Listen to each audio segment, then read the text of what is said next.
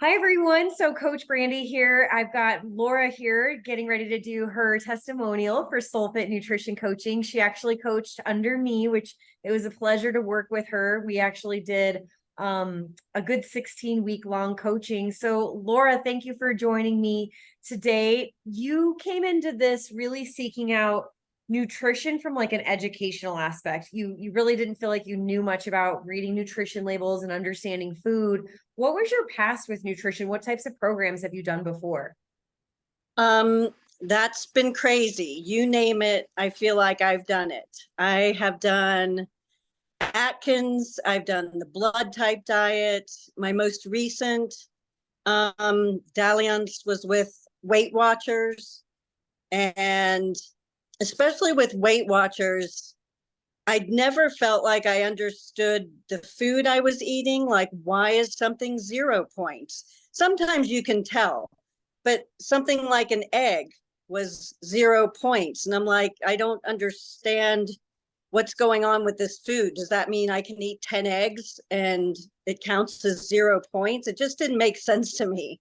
So I was looking forward to learning more about food and nutrition. You use egg as an example. Well, you and I had quite a macronutrient focus to our journey together in education and coaching. Now you know what an egg was 0 points before. And now what do you know about an egg? I know an egg has a breakdown to it of some fat, some not so many carbs, and some protein. Yeah. And I know how to work that into my day if I want to eat one, but I know what it is, You not know just a not to zero eat. point. Yeah, and you know not to eat 10 eggs. Right, exactly. Exactly. And a lot of people who come to us from a Weight Watchers background talk about the point system, and especially how fruits and vegetables are all 0 points. You also kind of had an aha moment several times with fruit. I remember the first time you ate clementines, your surprise at the carbohydrate distribution in a clementine and just some fruits in general. What happened for you when shifting from 0 points of fruits and vegetables to like, this is what it actually looks like with calories as well as carbohydrates? Right. Well, the reality of it was quite stunning because I honestly could sit down and eat a whole bag of clementines, no problem. Right. It's like my candy. And according to Weight Watchers, it's a 0. So eat up. And I was shocked when I went to the macros program and saw, holy moly, there's some carbs in there and I really can't eat a whole bag of these things. Yeah, it was eye-opening. I think that also helped over time. During each of our coaching sessions, I really feel like the relationship you have or had with food really improved over time as well, as far as being able to enjoy certain indulgences and treats, not get stuck in that guilt and shame cycle, but also really lean into healthier eating. Talk to me a little bit about how that transpired for you. Well, on when I was doing the Weight Watchers program, I had a couple problems with it. I might be going off subject here, but I found myself to be hungry a lot, and I had a hard time dealing with the portion sizes that I had to get to stay within my daily allotment of points. I don't like being hungry. Nobody likes being hungry and trying to ignore it. Um, I'm kind of drifting off. Tell me again your initial question. No, but you're actually going in a really great direction. We were talking about your relationship with food, and when you're hungry, you almost feel desperate to feel like, what can I eat? Because I'm hungry, but I don't want to blow my points or my, calories essentially. You weren't really hungry with macronutrients, mainly because we focused on protein, but that's where you were going with that.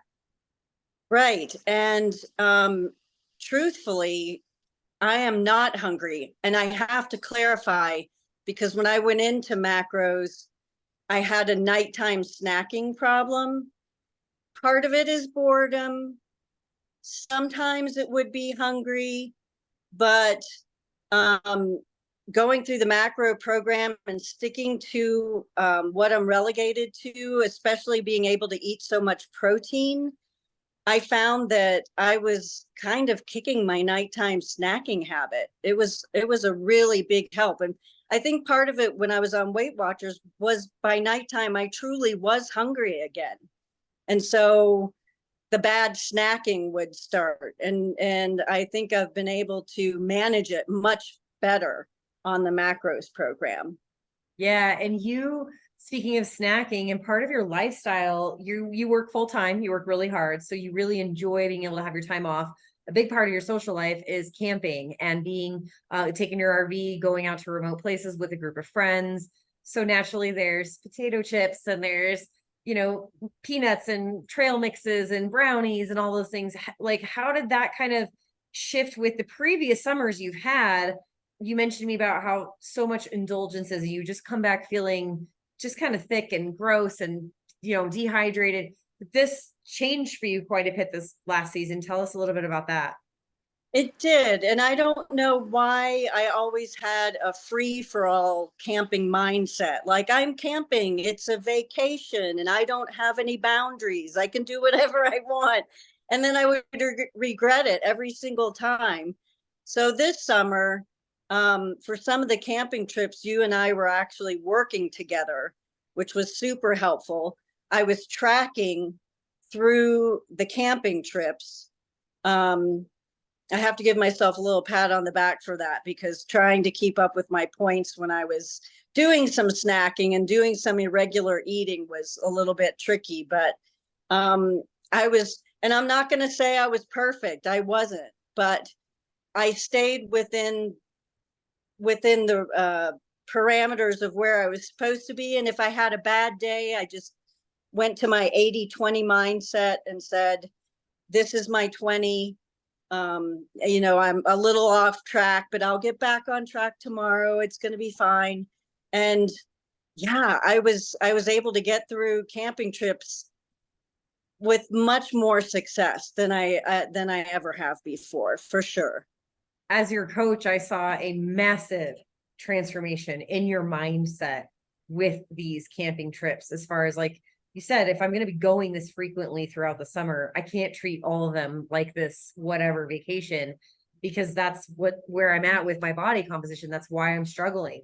I got to rein it in, but I also don't want to live this super restrictive lifestyle. And I think you found this really great happy medium, and we're humans, nobody's perfect. You're going to always have that trip where you indulged a little bit more than you really intended to. But I think the parameters of macros and understanding what that looked like from a macronutrient standpoint versus just going by a point, you really were able to stand like, well, I can have some chips and I can drink a beer, but it's not Right. 4 beers and the whole bag of chips, which is easy to do in an environment like that. It really is. Like, one of the things that happened on my first camping trip was my friend, I think she went to Costco and got those massive bags of chips, and she just throw them down on the table, and there it is, like we're playing cards, and it is right freaking in front of me, a bag of chips. And I'm like, oh my God, this is exactly what I'm trying not to do. So there were situations that came up that were super hard to deal with. And I think that was the day I kind of fell apart, was the massive bag of chips. But, you know, I did better the next day and it was fine.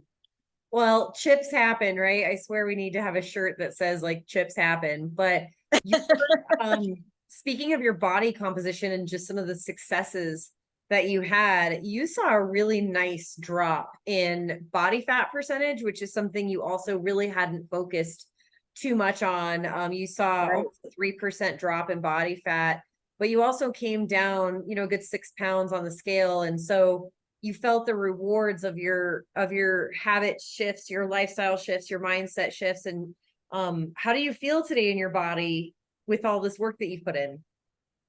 I feel really good. You know, my goal with this was, I was not able to wear my summer clothes. It was getting, you know, creeping up on summertime.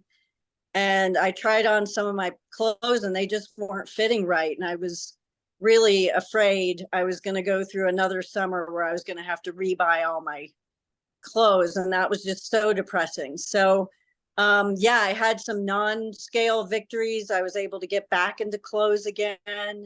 I did focus a little bit on the scale, and I did drop some pounds. I dropped some inches. It was, all the way around. I felt like it was super successful, and I'm wearing my summer clothes and I feel good.